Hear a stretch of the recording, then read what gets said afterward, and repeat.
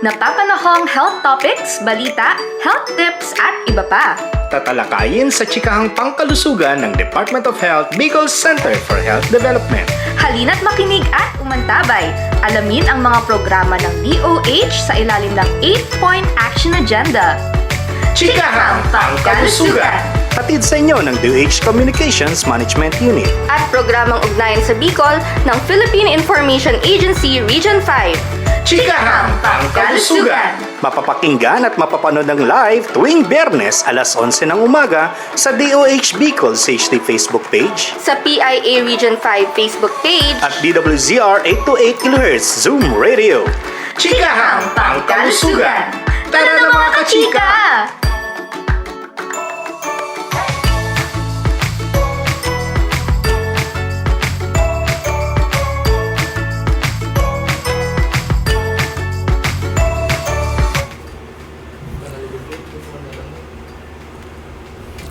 Magandang araw, Bicolanza! Nakatuto kayo sa programa ng Department of Health Bicol Center for Health Development, katuwang ang Philippine Information Agency Region 5, ugnayan sa Bicol, ang chikahang pangkalusugan. Narito kami upang maghatid ng mga kaalaman sa larangan ng kalusugan, mga programa at serbisyong salud Bicolnon, na hatid ng DOH Bicol. Ang programang ito ay hatid sa inyo ng DOH Bicol Communications Management Unit sa ngalan ng aming Regional Director na si Dr. Rodolfo Antonio Albornoz at ng aming Assistant Regional Director at CMU Head, Dr. Rosa Maria B. Rampilio. Kami ang inyong makakasama tuwing Biyernes sa ating live stream sa DOH Bicol CHD at PIA Region 5 Facebook pages sa 6 na PIA Information Centers ng Albay, Camarines Norte, Camarines Sur, Catanduanes, Masbate at Sorsogon. Kasalukuyan din tayong napapakinggan sa DWZR 828 kHz AM Zoom Radio. Ako nga po pala si Carla Briones ng DOH Bicol CMU. At ako naman po si Nicole Balimino ng DOH Bicol CMU. At kasama din po natin ang technical natin na sina Sir Regner Almuela at Jomar Ceciliano.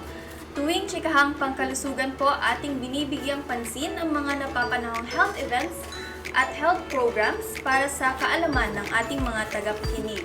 At syempre, ibabahagi din po natin ang mga latest na balita tungkol sa kalusugan. Makinig, umantabay at ating alamin ang mga programa ng DOH sa ilalim ng 8-point Health Action Agenda.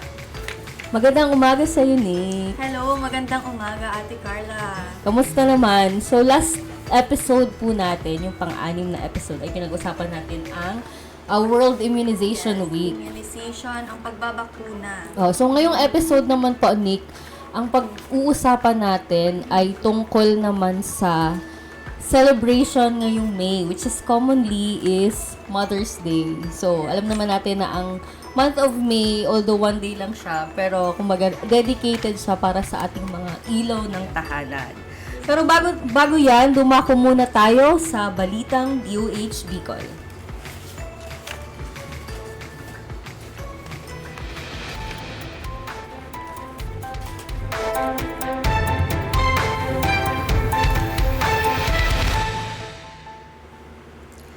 Narito ang mga latest na balita ng DOH Bicol sa linggong ito. UHC Implementer Scores, hinasa ang kakayahan ng mga DOH employees sa paghatid ng mga serbisyong pangkalusugan. DOH nagpadala ng 1.2 million pesos na halaga ng health commodities sa Sorsogon bilang responde sa pagtutok or pagputok ng bulkang Bulusan. DOH Bicol CHD agad na bumisita sa evacuees sa Huban, Sorsogon kasunod ng pag-alboroto ng bulkang Bulusan.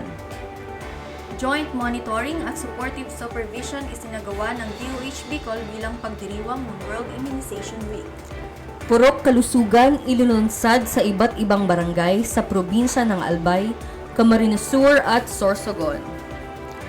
Para sa mga detalye ng balita,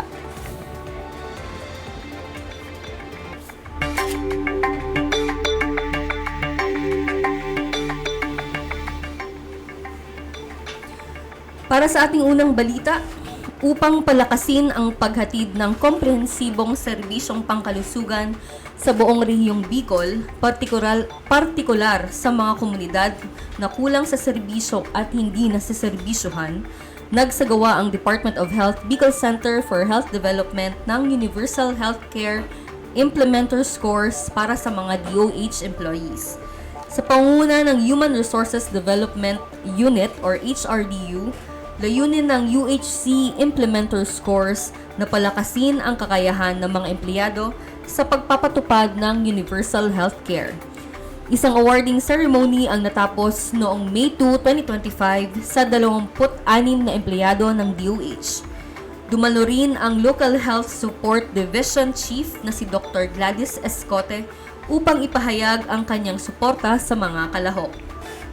Ang UHC Implementer Scores ay isang patunay sa pagsasakatuparan ng 8-point Health Action Agenda. Para sa susunod na balita, sa pangunguna ni DOH Bicol Regional Director Dr. Rodolfo Antonio M. Albornoz, agad na nagpadala ng 1.2 million pesos na halaga ng health commodities sa Sorsogon ngayong Lunes, April 28. Ito ay pagresponde sa mga apektadong lugar matapos ang pagputok ng Bulkang Bulusan kaninang alas 4 ng madaling araw. Ang health commodities na ipinadala ay binubuo ng iba't ibang essential medicine at 12,000 piraso ng respiratory N95 masks. Patuloy ang pagbibigay ng DOH Bicol ng serbisyong medical at health commodities bilang parte ng health response nito sa mga kababayang apektado ng ashfall dulot ng pagputok ng bulkan. Para naman sa ibang balita, sa pangunguna ni Regional Director Dr. Rodolfo Antonio M. Albornoz, katuwang ng Assistant Regional Director na si Dr. Rosa Maria B. Rempilio, agad na binisita at sinuri ng DOH Bicol Center for Health Development ang kalagayan ng evacuees ng Tughan Evacuation Center sa Huban, Sorsogon noong April 28, 2025. Ito ay bahagi ng agarang pagtugon sa pangangailangan ng mga pamilyang naapektuhan ng kamakailang pagputok ng Bulkang Bulusan. Base sa datos mula sa Provincial DOH Sorsogon, mayroong 66 na pamilya o 181 na individual mula sa Barangay Puting Sapa ang kasalukuyang nanatili sa nasabing evacuation center na apektado ng pagputok ng bulkan. Nagbahagi naman ng mga health commodities at iba pang augmentation ang DOH Bicol, kabilang ang mga gamot at face masks bilang suporta sa mabilis na pag-recover ng mga pamilyang lubos na naapektuhan.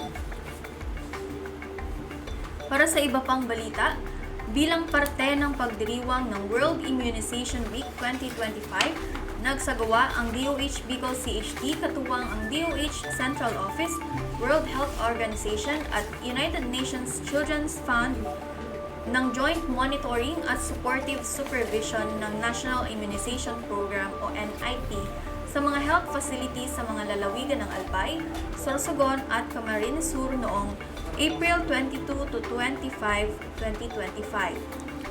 Kasabay din ito ang malawakang bakunahan sa iba't ibang bahagi ng Bicol Region. Kanilang sinuri ang aspeto ng leadership and governance, immunization service delivery, cold chain management at immunization data quality check sa bawat health facility. Hinihikayat ng DOH Bicol ang mga magulang at guardians na magtungo sa pinakamalapit na health center para sa schedule ng bakunahan ng kanilang mga anak. Formal nang inilunsad ang Purok Kalusugan sa iba't ibang lugar sa rehiyong Bicol. Nitong nakaraang linggo, ito'y inilunsad sa Barangay Kotnogan, Pulangi Albay, sa Barangay San Roque, Lagonoy, Camarines Sur at sa Barangay Panganiban, Gubat, Sorsogon. Binigyang diin sa naganap na programa ang kahalagahan ng kolaborasyon upang mas patibayin ang access sa iba't ibang serbisyong medikal sa pamamagitan ng Purok Kalusugan. Ang nasabing programa ay isa sa mga isinusulong na inisyatibo ng Kagawaran ng Kalusugan katuwang ang mga local government units upang mas mailapit sa publiko at mga komunidad ang mga serbisyong tulad ng pagbabakuna, TB case finding, health education at iba pa. At yan po ang mga balitang hatid sa inyo ng DOH Bicol Communications Management Unit ngayong linggo.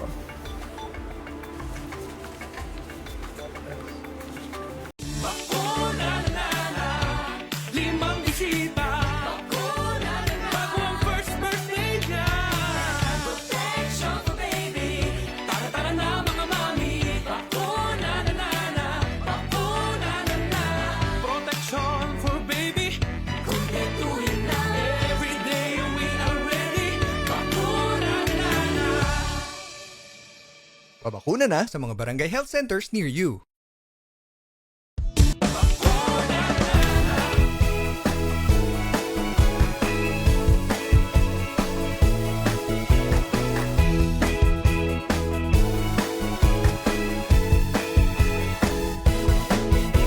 Hello there mga mommy, let's go for healthy pregnancy. Tamang pagkain ng dapat para malusog kayo ni baby. Remember mga nanay, breastfeeding malaking bagay. Ito'y ipagpatuloy kahit na over 2 years old.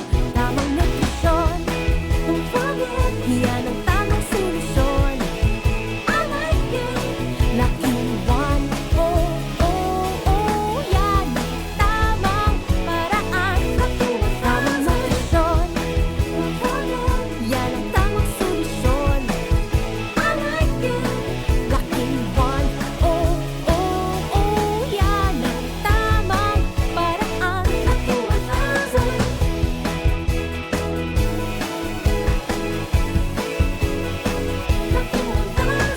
Ang iyong little girl or boy, sustansya'y dapat puno. Susi sa tamang paglaki, go grow glow food na handa mo. First 1,000 days importante, healthy eating para kampante. Paghandaan nutrition ni baby, makinig sa sinasabi. Tamang nutrisyon, yan ang tamang solusyon. I like it, Lucky One. Oh, oh, oh, yan ang tamang paraan. Tamang nutrisyon, yan ang tamang solusyon. I like it, Lucky One. Oh, oh, oh, yan ang tamang paraan. Lucky One. Oh, oh, oh, yan ang tamang paraan.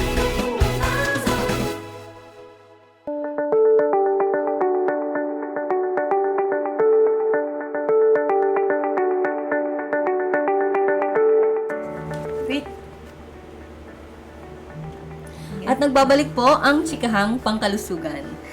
Panibagong episode at panibagong topic naman po ang ating magiging talakayan ngayong araw. Dahil nga ang pangalawang linggo ng Mayo po ay Safe Motherhood Week, bibigyang diin natin ang kahalagahan ng pagsulong ng ligtas at malusog na pagbubuntis para kay mami at kay baby. So swak na swak po yung topic natin ngayon, episode, dahil ngayong darating na May 11 po ay ipagdiriwang natin ang Mother's Day. So panahon na para i-celebrate natin ang ating mga ilaw ng tahanan. Kaya I would like to take this opportunity rin para magpasalamat sa lahat ng ating mga nanay at mga would-be moms dahil sa walang sawang pagsuporta at pagmamahal para sa kanilang mga pamilya at anak. So, saludo po kami sa inyo, mga mommies. Kaya naman, tatalakayin natin ngayon ang Safe Motherhood. Siyempre kasama ang Nurse 5 mula sa DOH Bicol CHD, si Ma'am Maria June R. Robles. Magandang umaga po, Ma'am June. Magandang umaga naman. Welcome po sa ating 7th episode no, ng Chikahang Pangkalusugan. So katulad po ma'am ng sabi ko kanina, no, very relevant and timely rin po yung ating topic dahil nga sineselebrate natin isi-celebrate natin ang Mother's Day ngayon. Yes, ngayong June 11. So naniniwala ako na hindi lang ito para sa ating mga mommies or yung mga soon-to-be moms. Yung mga, syempre involved rin dito po yung ating mga tatay, mga partners nila, pati po yung mga anak, yung mga adult natin ng mga kapatid, kuya, ate. Dahil nga kapag collectively, sinisecure natin yung health at safety ni mommy, siguradong maayos rin ang buong... Pati ni baby. Pati ni baby. Siyempre, siguradong maayos rin ang health at safety ng buong pamilya. Di ba po, ma'am? Okay. So, yun po, para po sa ating unang katanungan, Ma'am June, Yes. ano nga po ang ano po, ma'am, ang Safe Motherhood Program ng DOH at ano po ang layunin nito? Okay, so bago sa lahat, magandang umaga. Greet muna ako, no? At saka, greet ko na rin ng Happy Mother's Day yung mga nanay at yung mga would-be mothers, okay? So, ano nga ba talaga yung Safe Motherhood Program ng DOH? At ano nga ba ang pinakalayunin nito? So, ang DOH talaga, matagal na tayong merong Safe Motherhood Program. Ang layunin nito ay siguraduhin na magkaroon ng tinatawag nating access or madaling yung paliwanagan itong mga kananayan natin, okay? Para magkaroon sila ng tinatawag nating ligtas na pagbubuntis at lalong-lalo na rin ligtas din si baby. Ito rin ay naglalayo na tulungan na mas lalo pang matulungan ang ating mga local government units na maisaayos din yung ating tinatawag na maternity and newborn care. O pag sinabi nating maternity and newborn care, nandyan na yung pag-aalaga kay nanay at saka kay baby. Ano? So, yun. Kumbaga, ma'am, hindi from pagbubuntis at saka hanggang panganganak yung services na offered po ng Safe Motherhood ng DOH. Oo naman. Opo. Dapat ganon. Yes po. Pag-start pa lang ng pagbubuntis ni nanay, dapat nandun na yung serbisyo para sa kanila. Alright. So, ano po yung mga serbisyo na nakapaloob po sa Safe Motherhood Program? At saka kung ito po ba ay libre po ba, ma'am? Mabuti at natanong mo, ano? Marami nagtatanong niyan, ano? Lalong-lalo na yung mga bagong mga nanay pala ngayon, ano? So, yon. So, ang serbisyo ng Safe Motherhood Program ay libre. Ano? Libreng-libre siya. Kailangan lang, etong mga nanay natin na mga bago, okay? Punta lang sila sa ating mga centers or ating mga rural health units, okay? So doon serbisyo, libre ang mga serbisyo tulad ng antenatal care na tinatawag. So ito yung pagbibigay ng iron folic acid, yung calcium carbonate para sa mga especially para sa mga high risk na tinatawag na nagbubuntis, okay? Yung tetanus containing vaccine na binibigay sa mga nanay para siguraduhin talaga na ligtas sila. Ano pa yung iba pang mga libreng serbisyo na nakapaloob dito sa tinatawag nating Safe Motherhood Program? Meron tayong tinatawag na intrapartum care, okay? So, dito maaari silang makipag-ugnayan sa kanilang pinakamalapit na paanakan, okay? Para masiguro na walang babayaran ang pag-aanak, yung tinatawag nating new balance billing, okay? And then, lalong-lalo na, hindi lang natatapos sa pagpapacheck up o pagbibigay ng ganitong mga gamot or what, kailangan din yung tinatawag nating postnatal care na sinasabi. Okay?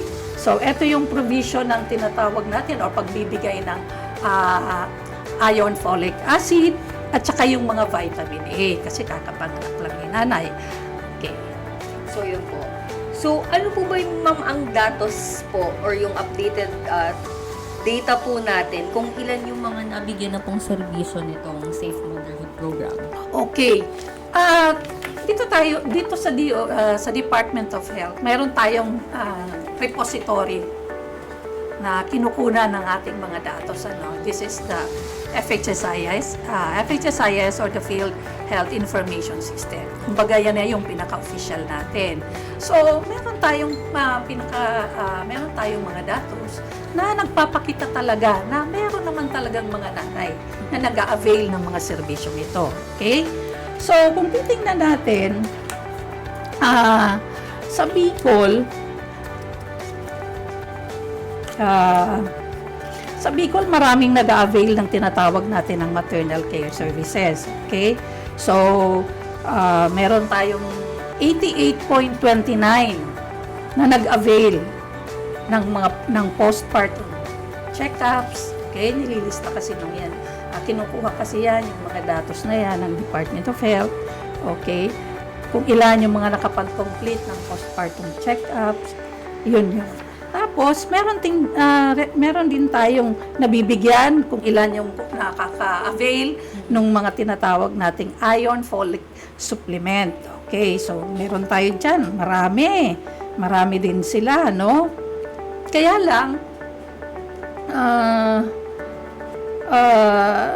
kung titingnan po natin, siguro hindi lahat talaga. Although maraming nakakapag-avail ng serbisyo, meron pa rin siguro mga nanay na hindi talaga nakakakuha nito sa rason na hindi natin alam kung bakit.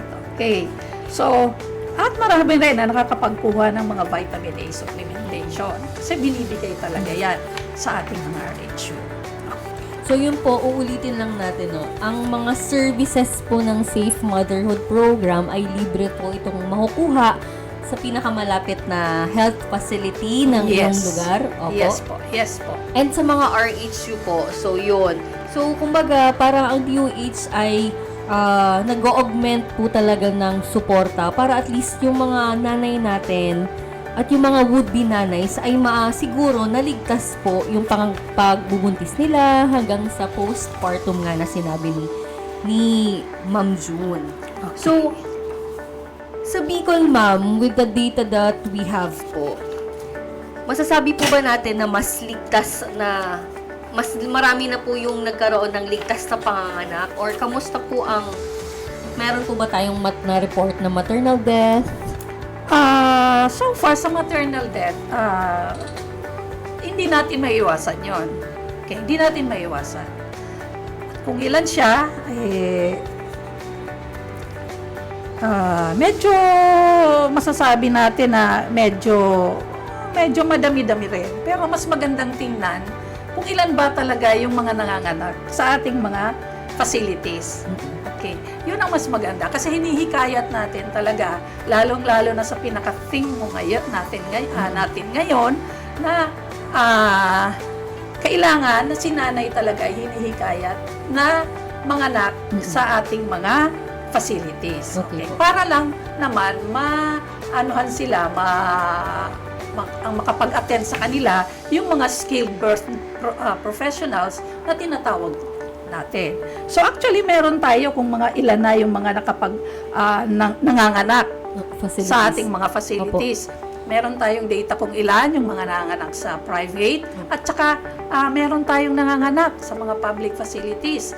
At kung itatanong mo kung ilan sila, actually marami na ngayon ang nanganganak at maganda naman at marami na ang nakakaintindi na kailangan talaga nilang manganak sa ating mga facilities. Meron tayong total na 96% ng mga nanganganak natin ay sa facility talaga nanganganak. At syempre, kapag sa facility ka, skilled birth attendant ang mag-aano sa'yo.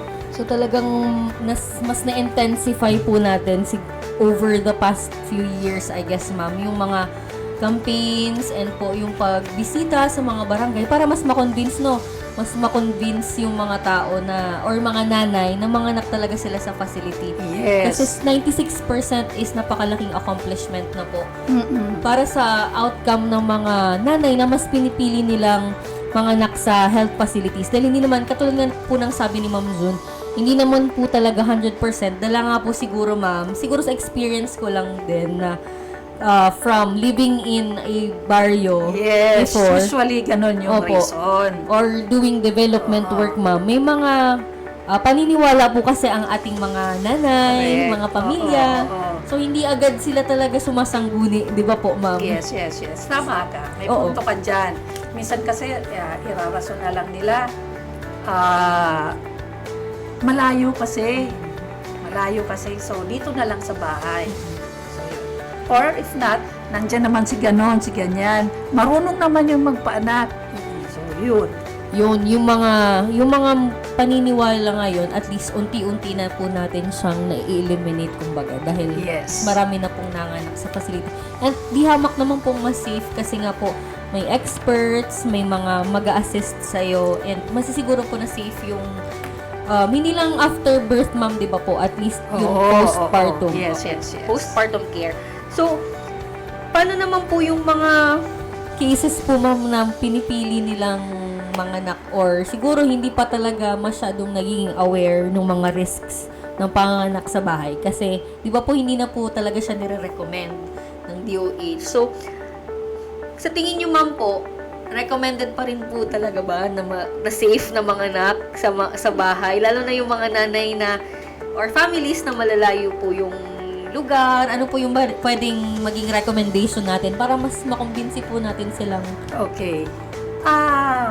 Una sa lahat, talagang hindi na, kumbaga, prohibited na talaga yung panganganak sa bahay. Wala na tayong mga tinatawag na mga hilots ngayong mga panahon na ito. Kasi,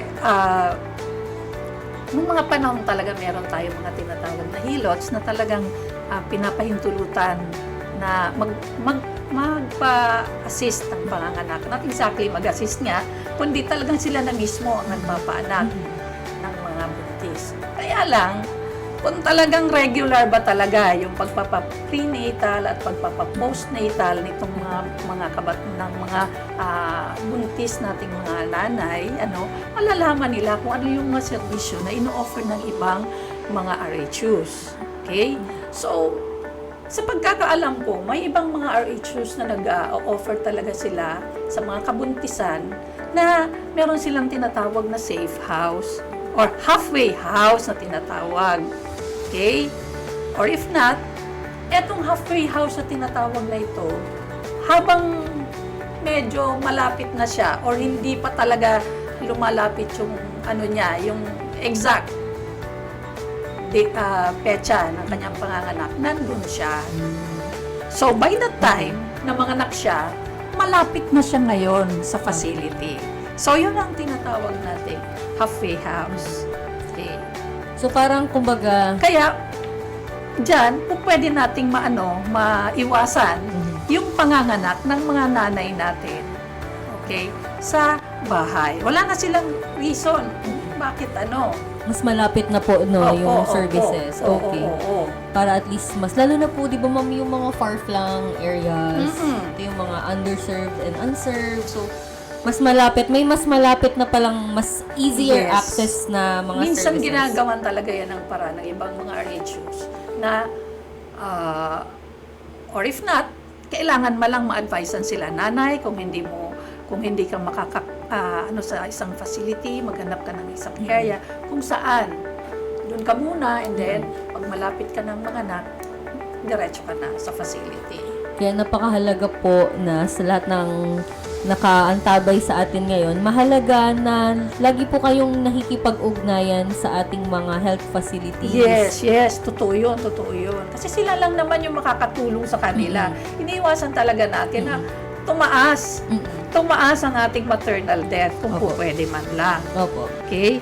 Yes po. So, dapat lagi po kayong, wag po kayong mahiya or alisin natin yung mga haka-haka natin. Baka yung mga haka-haka natin pwedeng masagot or ma-debunk na ng ating mga health workers ko. So, wag po kayong mahiyang magtanong, di ba? Sabi nga yung commercial. So, marami tayong health workers, di man lang sa RHU. Meron tayong mga BHWs na Yes pwede po. rin nilang tanungan. Opo, yes, exactly. So, kanina po, Ma'am June, na-mention niyo po yung prenatal care and postpartum care. So, Okay. so prenatal, Ma'am, ilang beses po ba dapat talagang magpa-check up? Sa prenatal care, kailangan apat na beses talaga dapat silang or 4 to 3. Yun. So, basta sa loob ng panganganak ng isang nire-require ng isang nanay or pagbubuntis ng nanay hanggang sa kanyang panganganak, kinakailangan na siya ay walong visit dapat siya para talagang masiguro na si baby at si nanay ay talagang ligtas. Kasi marami pang po pwedeng mangyari. Halimbawa, pagkatapos na mga anak si nanay, marami pang pwedeng mangyari. So, during pregnancy, kailangan ay makapag-visit siya every 4 weeks, or yes, bago siya manganak, makapag-visit siya every 4 weeks, and then susunod yan, or at least man lang once a month, and then sa susunod, pag dating niya ng 28 to 36 weeks, kailangan 2 weeks or twice a month ng pagbisita niya. And then, pagdating ng 36 weeks hanggang mag-deliver na siya, kailangan mag-visit na siya every week hanggang manganak na siya. And then, after na nanganak siya, yun nga, sinasabi ko nga, kung pwedeng may mangyari pa sa kanila ni baby, right after nanganak sila, so kailangan pa rin na nabibisita pa rin si nanay. Kaya within the first 24 hours, nandyan na yung pagbibisita, okay? And then, on the third day, yung pangatlo ng kanyang panganganak, pangatlong araw ng kanyang panganganak, kailangan tingnan pa rin siya. And then, pagdating ng another week, halimbawa, 17, within 7 to 14 days, kailangan nabisita na rin siya. And after 6 weeks, patingin ulit siya. Bisita ulit siya sa facility. Okay, so yun yung tinatawag po nating postpartum care na po. No? Yan yung tinatawag natin. Altogether, we call that the antenatal care. Antenatal care. Yes. So, dapat na-take note nyo po kung ilang beses, no, magbe-visit, magpa-check up during pregnancy, and then yung after, kasi yung aftercare also is very important kasi syempre hindi lang po si nanay kundi yung baby ang Yes, hindi lang si nanay, kailangan masiguro din natin na si baby niya ay safe din. Yes po. So for our next question, ma'am, isa ang family planning sa components po ng safe motherhood. Sa tingin niyo, ma'am, or as an expert po, gaano po ba kahalaga ito o paano ginagawa ba especially sa DOH, ano po yung mga programs na ginagawa? Ano bang dapat gawin ng family para sa pag-adhere po ng family planning?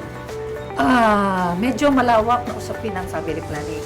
Okay, iba yung family planning sa mga sabihin na natin adults, iba yung family planning when it comes to adolescents. Okay. So, sa mga adults, madali lang naman yung family planning sa kanila. They only have to decide. They have to, kailangan mag-usap sila ng mag-asawa kung anong family planning method ang kakailanganin nila. Okay. So, ano ba talaga ang pinakalayunin ng family planning? So, bali ang pinakalayunin naman ng family planning is maayos ng mag-asawa yung pagplano ng kanilang pamilya. Okay. So, sa pamamagitan ng FP or family planning, natutulungan na maiwasan yung hindi inaasahan na pagbuntis. Okay? Tsaka, maiiwasan mo rin dyan yung tinatawag nating child mortality or mamatay ang mga anak dahil marami na yung mga anak. Okay? At saka lalong-lalo na yung maternal death. Okay. Kasi minsan kahit pa paano kapag sobra-sobra na yung panganganak ng nanay, hindi rin naman yung maganda sa kalusugan niya. Okay, yun. So, ano po ba ang recommended talagang gap na year para po ngayon? Is it 5 years or after ba a year? Definitely yung after a year medyo hindi na maganda yun. Risky pa po. Oo. So yun. Siguro, ako lang ang tatanungin mo. Maybe, depende kasi yun sa pag-uusap ng dalawa. Kung kaya ba nila, kung halimbawa nag-decide sila, una kailangan mag-desisyon muna sila if they going to go into planning their family. Pangalawa, ano bang method ang gagawin nila? Pangatlo, ano ba yung interval na gusto nila? Pang-apat, lalong-lalo na, kayang-kaya ba natin na magpalaki ng ganitong this much number of children? Yes. Katulad na lang ni sino ba yung latest na ngayon? Celebrity ngayon, pinakita pa na nagpapasectomy siya. That is a very good example. Diba? Nakalima na siyang anak. Opo. At least ngayon, sample na siya ng mga kalalakihan na, hello guys, look what I'm doing. So, it's manifestation or ano rin po siya, kumbaga, indication na dapat ang pagpa-family planning ay is a collaborative Yes. decision Oo, between oo. the parents. No po, Yes. tapos, kumbaga yun, sabi nga ni Ma'am June, ang pinaka-importante, naniniwala rin ako doon na yun is sa main factor, is iisipin po natin kung kaya ba natin na, kumbaga, buhayin yung ganito or kakonte, ito lang ba ang kaya natin, or may mga instances po, di ba ngayong in the modern age, based on napag-obserbahan ko rin, marami na po actually parents ngayon na they resort to isang anak lang, dalawa, Yes. Tama. because of mahirap rin talaga magpalaki ng anak. So dapat pinag-iisipan po talaga siya ng mabuti. Pag-isipan talaga natin. Kailangan ba natin, happy ba tayo sa 5 anak? Dahil happy tayo, kayang-kaya natin papag-aralin. Yes. Bigyan ng tama, yung health ba nila, kaya natin asikasuhin. So, pag-isipan natin. Kaya, ang family planning nasa mag-asawa yan. It's not the interval, but para sa akin lang, ilan ba ang ano natin, kaya natin na maging responsable tayong mga nanay at Yes. tatay. Yes po.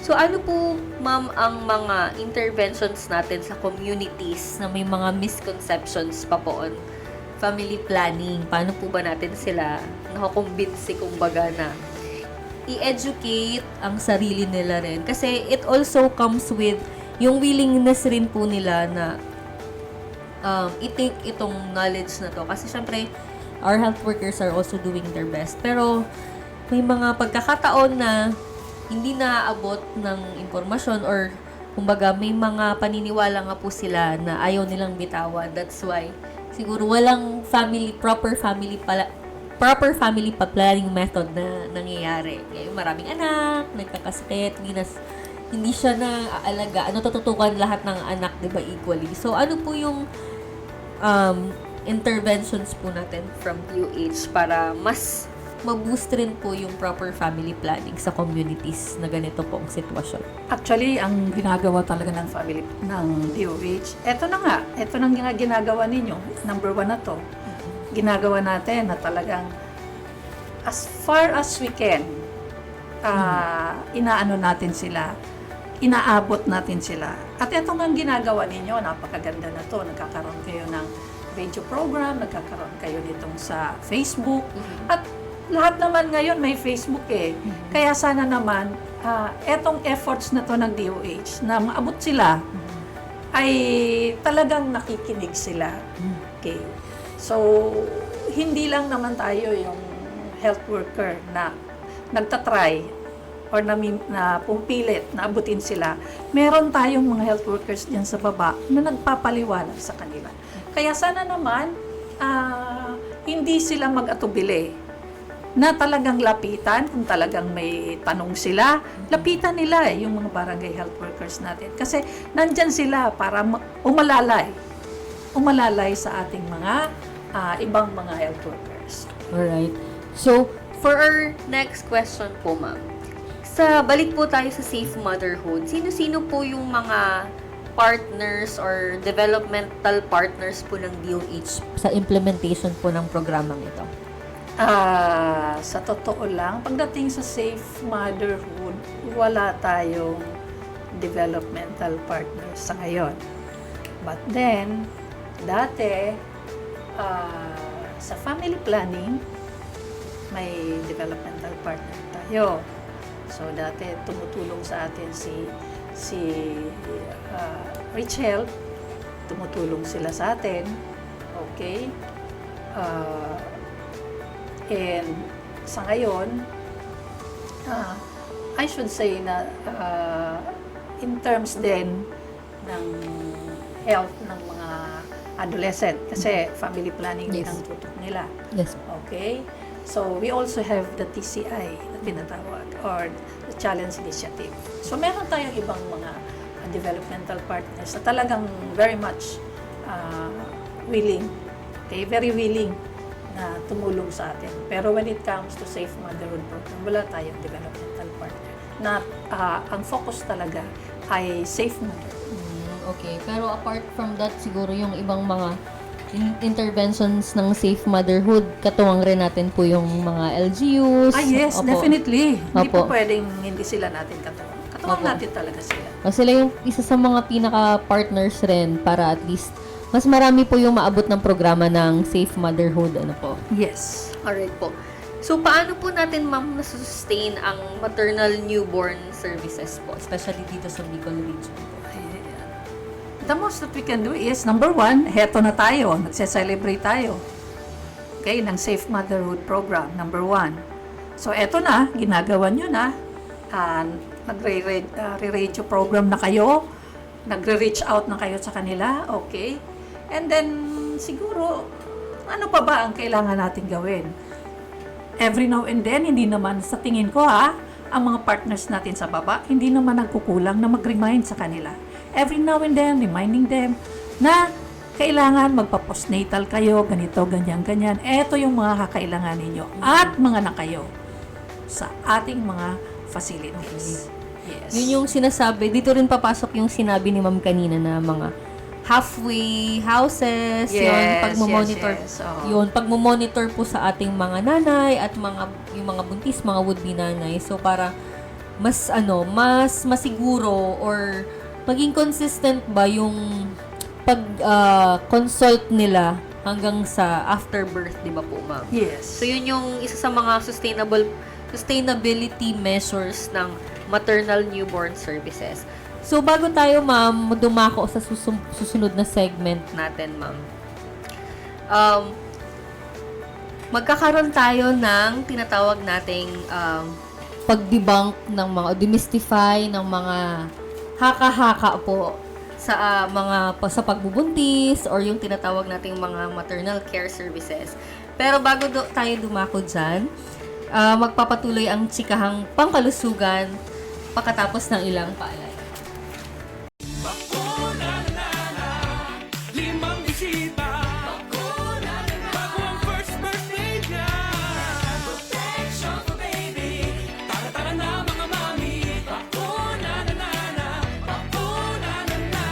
Protection for baby. Kumpletuhin na. Every day we are ready. Bakuna na na. Pabakuna na sa mga barangay health centers near you. Limang bisita. Bago ang first birthday niya. Protection for baby.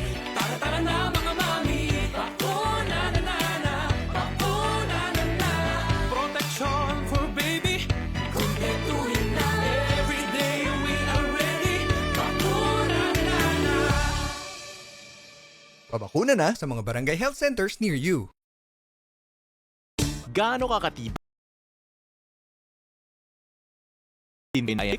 Sintibay ng boksingerong umaabot ng round 12.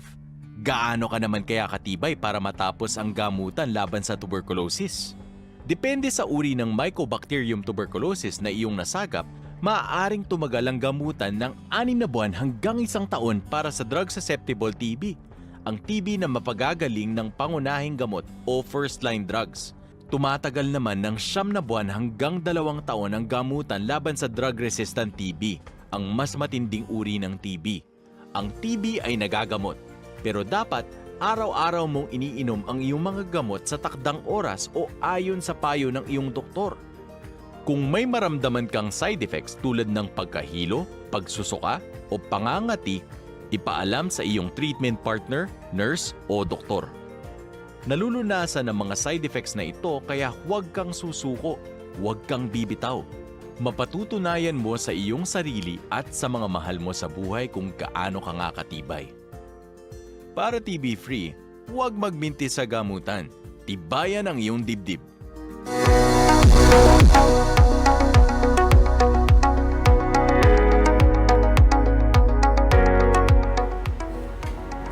Nagbabalik po ang Chikahang Pangkalusugan. Kasama pa rin po natin si Ma'am June Robles.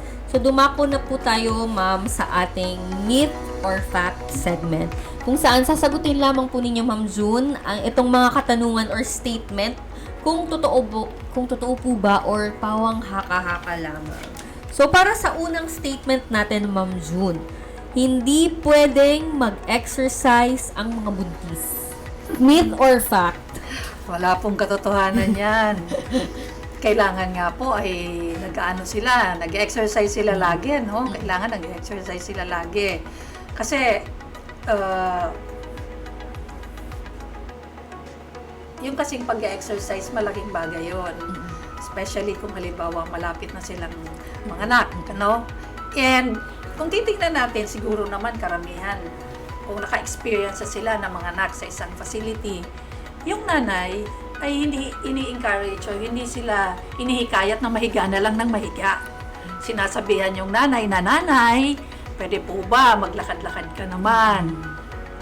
So, yung paglakad-lakad na yun is already part of exercise. Okay. So, kahit malayo pa yung kabuanan mo, okay, so kailangan naman, kahit siguro naman kahit hindi ka buntis, kailangan mong gumalaw. Yes. So, hindi excuse sa ating mga buntis na hindi tayo mag-exercise. Pero, wag lang yung exercise na napakabigat. Okay? So, yung kaya lang ng katawan natin na hindi tayo nagiging stagnant. Kasi kailangan naman yun ni baby. Kailangan yun para makatulong sa iyo na mapadali yung panganganak mo. Okay. Para hindi sa iyo mahirapan yung mga skilled birth attendant. Kasi kung kahit gaano pa yung ka-skilled, kung hirap naman talaga sila dahil hindi ka malang naggalaw-galaw nung time na nag-ano ka, nagbubuntis ka, hindi mahihirapan sila. So, dapat may konting stretching, ma'am? Oo. Walking, Yes. stretching. Very simple exercises lang. Pwede mag-yoga, ganun po. Yun. Diba? So, nakikita ko kasi maraming may mga programs minsan sa gym or kahit sa bahay lang, may mga programs sa gym na nag-offer ng mga parang sa mga pregnant women rin ng mga simple exercises. Kahit nga sa kung gusto nila, mag-search sila sa YouTube.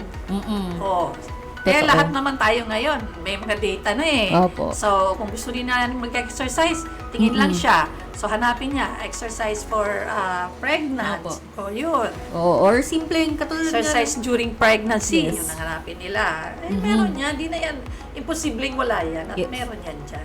search lang kayo. Or kahit nga maglakad-lakad lang, yun. Simplest recommendation ni Ma'am June is walking, kumbaga. So, kailangan natin mag-stretch. So, pangalawang myth or fact statement, ma'am. Pwedeng uminom ng kape habang buntis. Pwede naman. Pwede namang uminom. Kaya lang, In moderation, ma'am. oo, kung dati-dati ay nung hindi pa tayo buntis, ay sanay tayong uminom ng kape 5 beses sa isang araw. So, bawasan natin. Siguro, a coffee in the morning, tama na yun. Huwag nang dagdagan pa kasi minsan hindi natin alam ang mga effects ng coffee. Especially now, especially kapag nagbubuntis ka, iba yung ng katawan mo, okay? Baka iba ang maging effect sa iyo nung kape. Kasi ang kape, merong tinatawag na ang content niyan ay dati ng caffeine. Okay? So, pag yung caffeine kasi iba-iba ang iba-ibang effect sa ibang tao. Pwede siyang maging alerto sa pag-inom ng kape at meron ding ibang effect na nag-inom ng kape na nininervyo siya. Yes. Malakas yung kabog ng dibdib nila. So, in moderation lang tayo lagi. Dapat mag-consult talaga tayo sa ating OB, or sa mga nearest health facility natin kung dapat bang nag-uminom ng kape. Meron namang mga kape po kasi na hindi masyadong mataas ang caffeine content. Kasi kung minsan kasi hindi na natin alam. Hindi natin alam kung yung bang pagtibok ng malakas ng puso natin ay may nangyayari na sa atin or is it just because of the caffeine content? Opo. Kahit sabihin pa natin na hindi lahat meron o kakunti ang iba, mas maigi na siguro na maging moderate lang yung pag-inom natin ng kape. Yes. So, although hindi siya bawal, mas mainam po na kumonsulta pa rin. Kasi, Yes. syempre sabi nga ni Ma'am June, kanya-kanyang katawan, kanya-kanyang reaction po ng in-intake natin. Di lang kape, kundi yung pagkain, eat healthy pa rin, kumbaga po. Yes. So, next statement po, Ma'am June, hindi pwedeng mag-travel ang mga buntis. Myth or fact? Sabihin na nating depende. Okay. Depende po ba, Ma'am, sa layo or sa lugar? Depende. Okay. So, depende kasi po pwedeng tama ang sinasabi nyo na po pwede siyang mag-travel provided wala siyang komplikasyon. Oh, okay. Sinasabi ko rin namang depende kasi may mga modes of transportation tayo na hindi po pwedeng tanggapin ng isang buntis. Okay. Say for example, yung sasakay ka ng eroplano na malapit ka ng mga anak, Okay. hindi ka pasasakayin sa plane. Kasi what if something happened to you? Yes. Nga naka sa taas. Lalong-lalo na, umiiba. Pag the higher ang altitude, iba yung response ng ating katawan. Yung pressure ko. Yes. So, iba yung nagiging pressure. Okay. So, pwede kang manganak sa taas. Kaya, depende pa rin. Opo. Depende pa rin. It's neither a fact nor a myth, but traveling for buntis, depende. You can travel Opo. for siguro by land, okay lang yun.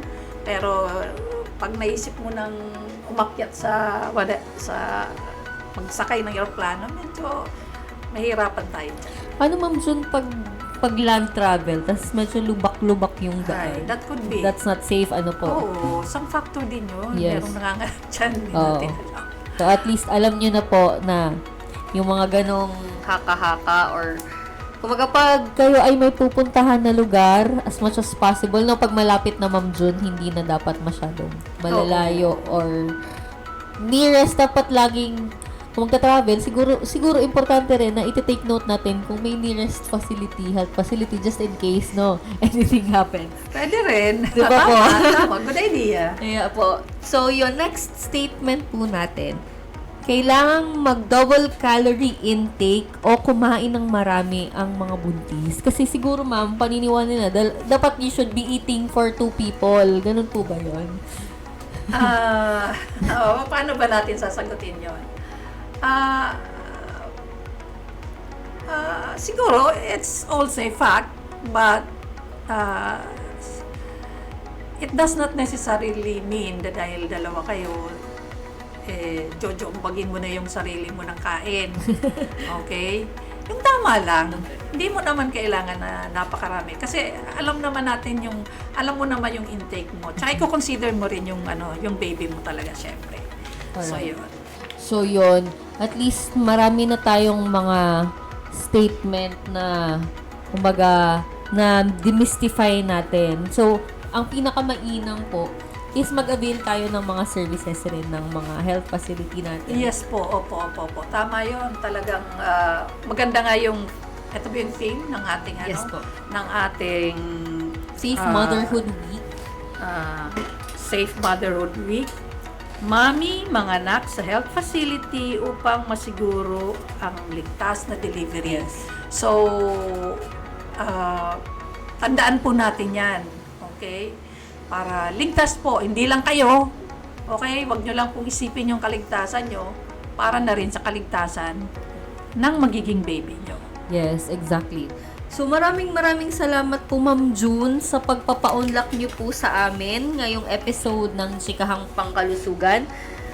Pretty sure maraming natutunan po ang ating audience ngayong araw. At hopefully, mas marami pa pong mga nanay ang mabibigyan ng maternal health services. So, bago po tayo matapos, ma'am, meron po kayong mga pahabol na mensahe, lalo na sa ating mga nanay and would-be moms po. Mga message lang po sa ating mga tagapakinig. Okay. Marami kasing mga nanay, iba't ibang edad, iba't ibang As adolescent coordinator, I'll also take this opportunity to address yung mga teen moms natin. Marami tayong teen moms, okay?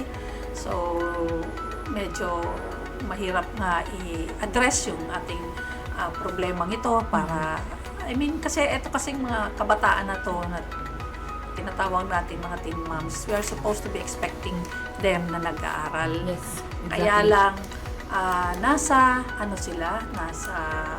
pagbubuntis yung iba sa kanila. So, since ngayon ay ayoko nang malayo sa theme ngayon, okay? Ayoko nang malayo sa theme ng Safe Motherhood ngayon. So, kayo po na mga teen moms, hindi po kayo dapat nanganganak sa Bahay. bahay, kung saan man na pasilidad. Opo. Kundi ina-expect po na kayo ay manganak sa hospital lamang. Okay?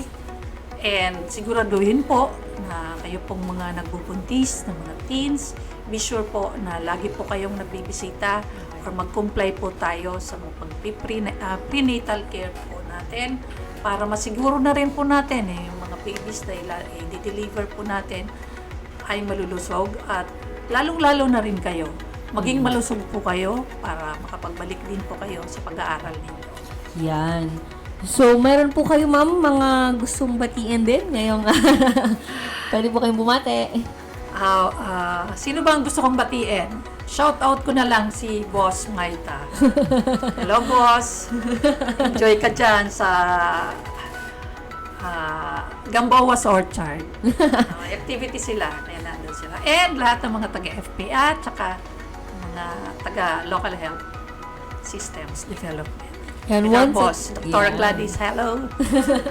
So once again, ma'am, si Ma'am Maria June Robles po, ang Nurse 5 po mula sa DOH Bicol. Maraming salamat po, ma'am, sa pagsama po ninyo sa amin ngayong araw sa episode nito ng Chikahang Pangkalusugan. So It's thank you. my pleasure to be here. Thank you so much din po. Thank you, Ma'am June. And advance Happy Mother's Day din po sa ating mga nanay at mga soon-to-be moms. Yan po ang naging chikahan natin kasama si Miss Maria June R. Robles, ang Nurse 5 po mula sa DOH Bicol CHD. Upang sakit ay maiwasan at kalusugan ay mapangalagaan, naway pakatandaan po natin ang mga mahalagang impormasyon at paalala ni Ma'am June. Alalahanin po natin na higit na mainam ang may alam, kaya alagaan natin ang ating kalusugan. At dito po nagtatapos ang ikapitong episode ng Chikahang Pangkalusugan. Tunghayan ang mga susunod na episode sa DOH Bicol CHD Facebook page at PAA Region 5 Facebook page para sa dagdag na kaalaman tungkol sa DOH health programs. Dahil dito sa kagawaran ng kalusugan, lagi naming ihahatid ang mga latest na balita at health reminders para sa pangmalawakang paghatid ng serbisyong Salud Bicolnon. Muli ako po si Carla Briones mula sa DOH Bicol CHD Communications Management Unit at sa Chikahang Pangkalusugan, lagi nating pinapaalala na makialam, makisama, iwasan ang sakit, palakasin ang resistensya dahil sa bagong Pilipinas, bawat buhay ay mahalaga. Thank you so much po. Happy weekend and advance Happy Mother's Day sa lahat.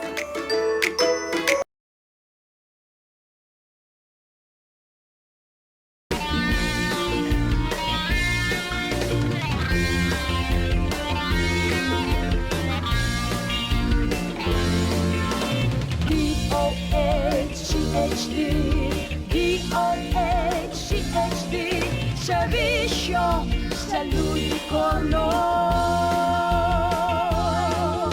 Ika ako, kita gabos, magkarabang, magkaigwang, maray na salud.